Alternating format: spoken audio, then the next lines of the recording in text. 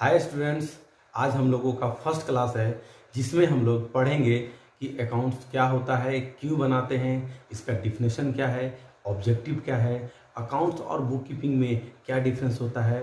Generally basic चीज़ें जानने की कोशिश करेंगे ताकि जब हम लोग आगे प्रैक्टिकल पढ़ेंगे तो उसको समझने में आसानी होगी। तो चलिए हम लोग इसको अब शुरू करते हैं। स्टूडेंट्स, आप लोगों के मन में ये सवाल आ रहा होगा कि हम लोग कौन से बुक से पढ़ाई करेंगे। तो जो सीबीएसई बोर्ड के स्टूडेंट्स हैं और एआईसीसी बोर्ड के, वो टीएस ग्रेवाल या डीके गोयल का बुक ले सकते हैं, और जैक बोर्ड के जो स्टूडेंट्स हैं वो एसके सिंह या दूसरे किसी और राइटर का भी बुक ले सकते हैं। उससे कोई फर्क नहीं पड़ता। जब मैं आप लोगों को अकाउंट्स पढ़ाऊंगा, समझाऊंगा, तो आपके पास जिस किसी का भी बुक हो आप क्वेश्चन बना पाएंगे और वो आपको कोई दिक्कत नहीं होगी। इसके अलावा भी अगर आप लोगों को कोई परेशानी होती है तो आप मुझे व्हाट्सएप, मेल या कमेंट के थ्रू पूछ सकते हैं। पर्सनली मैं खुद डीके गोयल का बुक से आप लोगों के लिए क्वेश्चन सॉल्व करूंगा। स्टूडेंट्स, आप लोग जैसे ही 10th पास करके 11th में जाते हैं तो आपको एक सब्जेक्ट मिलता है अकाउंट्स, जिसको सुनकर आप लोगों को लगता है पता नहीं है क्या है। कुछ लोगों को इसमें भय की भावना आ जाती है। तो मैं आपको बता दूं, अकाउंट बहुत सिंपल चीज़ है, सब्जेक्ट है। इससे आप लोगों को डरने की ज़रूरत नहीं है। बस इतना समझ लीजिए कि ये एक हिसाब किताब रखने का बस एक तरीका है। तो हिसाब किताब तो आप लोग भी रखते हैं, जो पढ़े लिखे हैं या नहीं है वो सभी लोग हिसाब रखते हैं। जैसे आप लोग कोई भी आप लोगों को मंथली खर्च आपके घर से मिलता होगा तो पैसा कितना आया गया उसका हिसाब रखते होंगे। तो उसी तरह से वो एक तरीका सिंपल हो गया। लेकिन जब बिजनेस की बात करते हैं तो बिजनेस में होता है क्या है कि बहुत ज़्यादा ट्रांजैक्शन होता है, इसका वॉल्यूम ज़्यादा होता है। तो हम लोग यहाँ पे एक सिस्टमेटिक ढंग से उसी तरह से हिसाब किताब को रखते हैं, ताकि जरूरत पड़ने पे जिसका लाभ हानि हो गया या दूसरे संबंधित जो व्यापार से हमारे लोग हैं उनको जो भी इंफॉर्मेशन चाहिए उनको मिलता है। तो आप लोगों से बस कहना यही है कि अकाउंट से डरे नहीं, बहुत सिंपल है। आप लोगों सबको पहले से अकाउंट्स आता है। ये मैं आगे जब मैं आपको पढ़ाऊंगा तो समय समय आपको प्रूव करता रहूँगा कि जो चीज़ें अपने लाइफ में आप पहले से करते आ रहे थे वही चीज़ें हम लोग यहाँ करेंगे। बस प्रेजेंटेशन थोड़ा सा चेंज होगा, तो इसलिए आप उसके लिए मन में कोई कन्फ्यूजन ना रखें। और चलिए अब हम लोग देखते हैं कि किताब में अकाउंटिंग का एक क्या डिफिनेशन या बाकी चीज़ें बताई गई हैं। स्टूडेंट्स, जैसा कि मैंने पहले आपको बता चुका हूँ कि अकाउंटिंग मात्र एक हिसाब किताब रखने का तरीका है। आइए अब देखते हैं कि बुक में क्या बोल रहा है। देखिए, मीनिंग ऑफ अकाउंटिंग में बोलता है कि way of recording, classifying, summarising and interpreting of transactions in term of money of financial character. ऐसा कोई भी ट्रांजैक्शन हो जो फाइनेंशियल कैरेक्टर का है और टर्म ऑफ मनी कहने का मतलब ये हुआ कि अगर कोई भी हम एंट्री करेंगे उसको मनी के रूप में हम लोग कैलकुलेट किया जा सकता है। वो ट्रांजैक्शन को तभी करेंगे।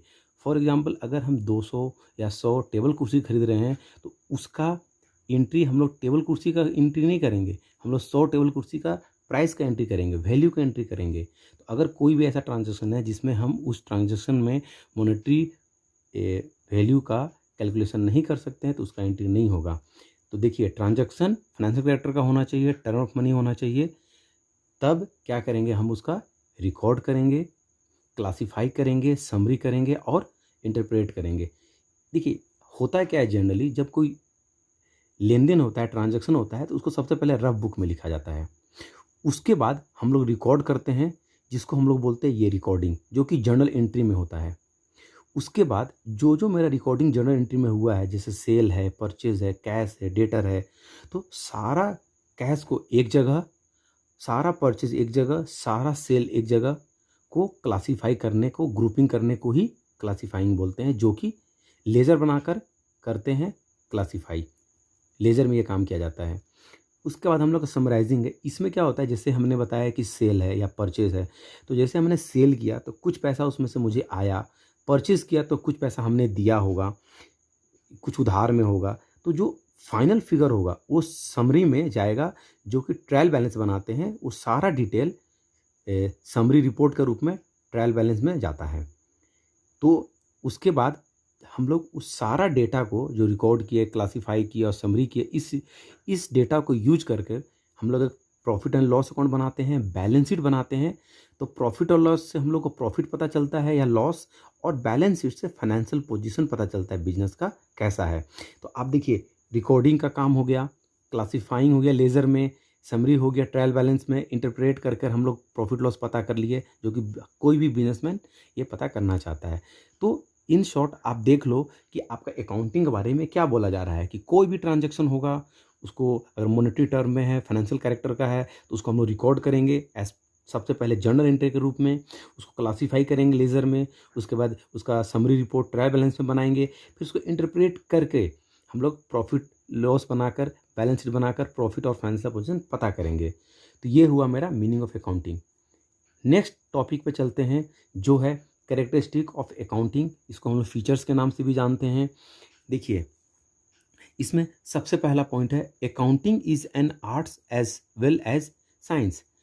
कोई भी साइंस काम कैसे करता है, वो एक फॉर्मूला पे काम करता है। उसी तरह से हमारा जो ये एंट्री होगा, कुछ प्रिंसिपल होंगे, इसका कुछ स्टैंडर्ड होंगे जिन्हें हमें फॉलो करना होगा। तो इसलिए कहा जा रहा है कि एज वेल एज साइंस, मतलब कि अकाउंटिंग एक साइंस की तरह काम करता है, क्योंकि हम लोग यहाँ प्रिंसिपल और कुछ रूल्स को फॉलो करते हैं। और एज एन आर्ट्स बोल रहा है, अकाउंटिंग इज एन आर्ट्स, इसका मतलब ये हुआ कि हम लोग का नेचर ऑफ बिजनेस के कारण रिकॉर्ड एंट्री करने का तरीका थोड़ा चेंज हो सकता है, लेकिन जो बेसिक रूल एंड रेगुलेशन और जो हमारा स्टैंडर्ड है वो सब में इक्वल होगा, सेम होगा। ठीक है।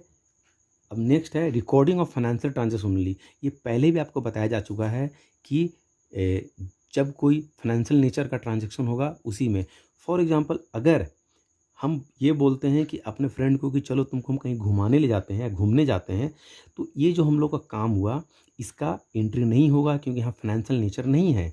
इसी जगह पर अगर मैं अपने फ्रेंड को रेस्टोरेंट ले जाकर खाना खिलाता हूँ तो यहाँ पर फाइनेंशियल ट्रांजैक्शन हुआ, तो इसका एंट्री किया जा सकता है। ठीक है। तो इसलिए कोई भी ट्रांजैक्शन में फाइनेंशियल नेचर होना उसको ज़रूरी है। नेक्स्ट बोलता है recording in term of money. जैसे मैंने पहले ही बता दिया है, ऐसा कोई भी ट्रांजैक्शन जिसको मॉनेटरी टर्म में हम लोग कैलकुलेट नहीं कर सकते हैं उसका एंट्री हम लोग नहीं करेंगे।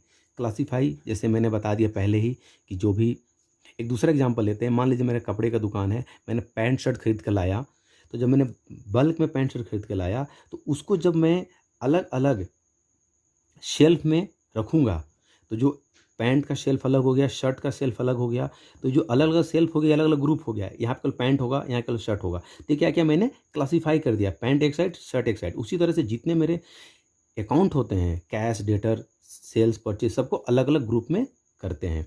समराइजिंग में जैसे मैंने बताया कि मेरे पास 100 पैंट या शर्ट है, तो दिन भर में कुछ उसमें से 20 सेल हो गया, तो जो मेरा बैलेंस बचा वो समरी रिपोर्ट में जाएगा कि 80 पैंट शर्ट मेरा बचा है। इंटरप्रेट, जिसमें कि हम लोग प्रॉफिट लॉस बिजनेसमैन पता करता है ताकि उसके हिसाब से आगे अपना काम करें। तो ये हमारा हो गया कैरेक्टरिस्टिक। अब हमारा नेक्स्ट टॉपिक है कि objective of accounting.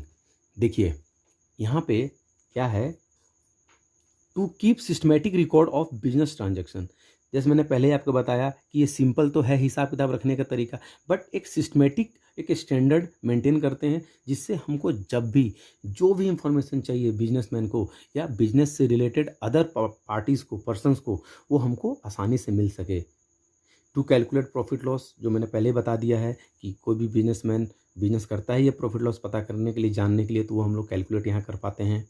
As certain the financial position of business, जैसे मैंने बताया कि आप अगर कोई भी बिजनेस करते हैं तो आपका कुछ एसेट्स होता है, कुछ लायबिलिटी होता है, तो ये दोनों जब बराबर होता है तो समझिए कि आपका बिजनेस, इधर हम लोग का लायबिलिटी होता है, ये देखिए बैलेंस शीट ऐसे बनता है, इधर एसेट्स होता है, ठीक है, इधर सारे जो मेरे एसेट्स है वो इधर आते हैं, सारे लायबिलिटी इधर, दोनों इक्वल है, इसका मतलब हमारा फाइनेंशियल पोजीशन अच्छा है।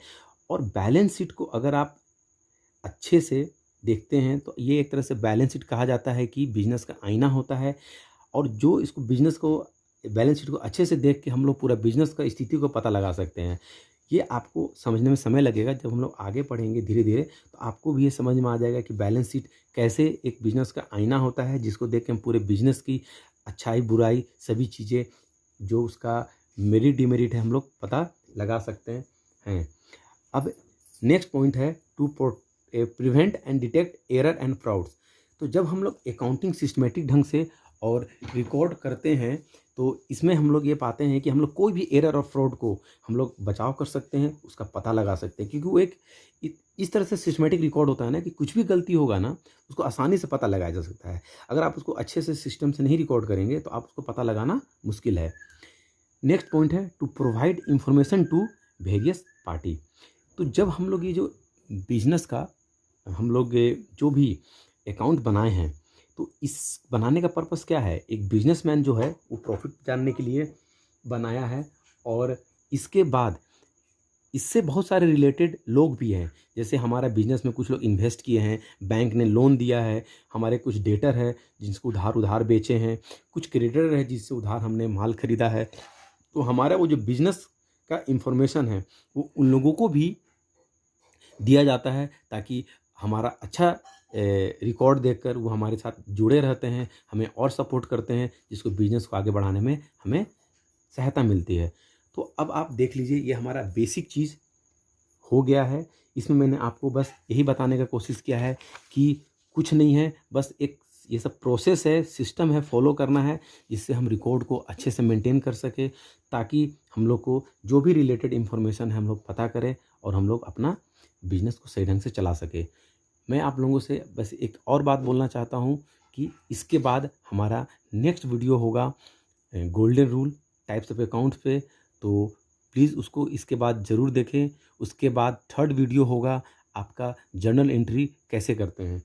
तो आप लोग जब तक ये बेसिक प्लस गोल्डन रूल और जर्नल एंट्री का बेसिक तीनों एंट्री जब तक नहीं देखेंगे, बेसिक अकाउंटिंग नहीं समझ पाएंगे। तो आप लोग से रिक्वेस्ट है कि इसको ज़रूर देखें। अगर एक भी और वीडियो मिस कर जाते हैं या स्किप कर देते हैं तो आपको समझ नहीं आएगा, क्योंकि एक ये सीक्वेंस में चल रहा है और इसको मैं उसी हिसाब से पढ़ा रहा हूँ।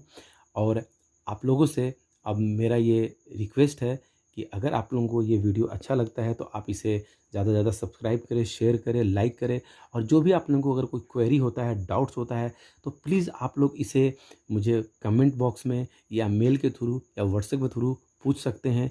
मैं आप लोगों का डाउट्स को कोशिश करूँगा कि मैं जल्द से जल्द सॉल्व करूँ और उसको मैं बता सकूँ आप लोगों को। आज के लिए इतना ही। Thank you. Have a nice day.